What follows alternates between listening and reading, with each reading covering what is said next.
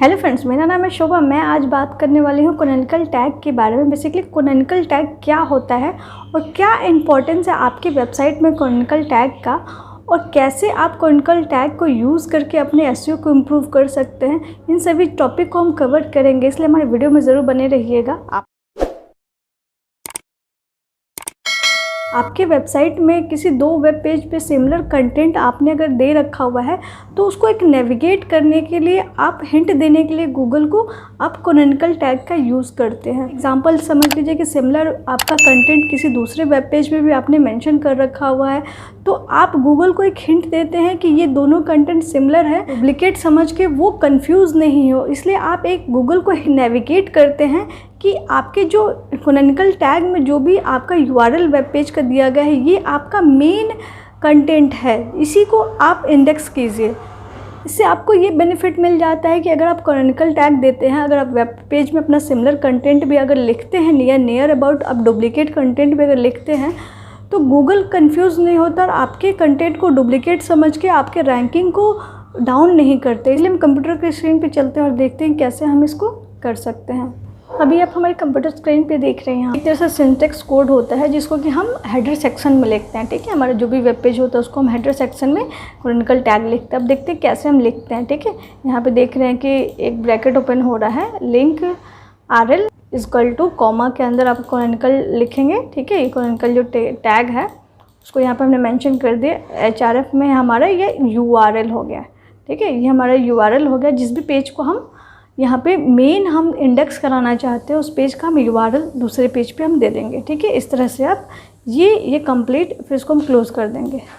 आप इसको इंस्ट्रक्शन नहीं बोल सकते, हिंट बोला जाता है। ठीक है, कि हिंट हम दे रहे हैं कि ये हमारा मेन पेज है, या फिर इसको हम प्रेफर कर रहे हैं, ये हमारा जो पेज है इसको हम पसंद करते हैं। यहाँ पे जो भी कंटेंट दिए गए हैं ये हमारे पसंद के हिसाब से हैं, जिसको कि इसको ही आप इंडेक्स कीजिए। डुप्लीकेट कंटेंट यहाँ पे दिया हुआ है दूसरे पेज पे, जो भी हम कैनोनिकल टैग के अंदर URL लिखेंगे वो हमारा मेन पेज है, तो गूगल को भी हम ये बताते हैं। ठीक है, और उसके बाद गूगल को मानना या ना मानना उसके ऊपर होता है। इसका इम्पॉर्टेंट होता है कि आपके होम पेज पे इससे रीच इंक्रीज़ हो जाता है।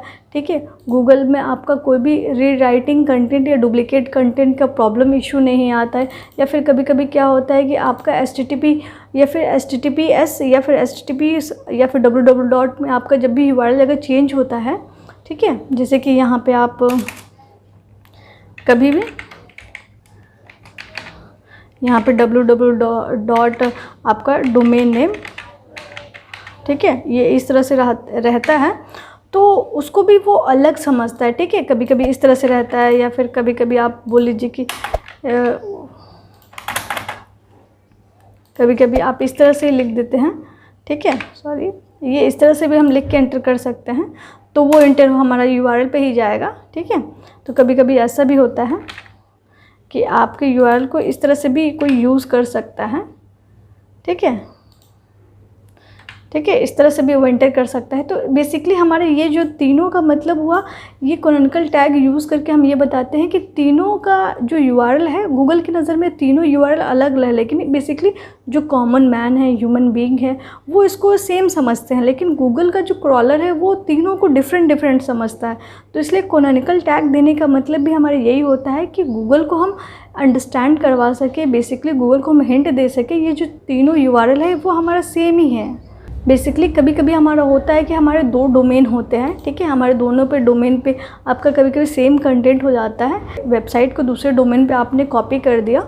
ठीक है, तो यहाँ पे हमें बस बताना उसको भी होता है गूगल को, ये जो हमारा पहला वाला डोमेन है वो हमारा मेन वेबसाइट है, वो हमारा मेन उसको इंडेक्स कर रहे, और दूसरे डोमेन पे हमने उसे डुप्लीकेट किया हुआ है। इस तरह से उसको एक नेविगेशन आप देते हैं। ठीक है, कि वो आपके पहले वाले डोमेन पे जो दिया गया है उसी को इंडेक्स करे, वो बेसिकली उसी को मास्टर आपका डोमेन समझे, और दूसरे वाले को वो डुप्लीकेट कंटेंट करके ब्लॉक नहीं करे।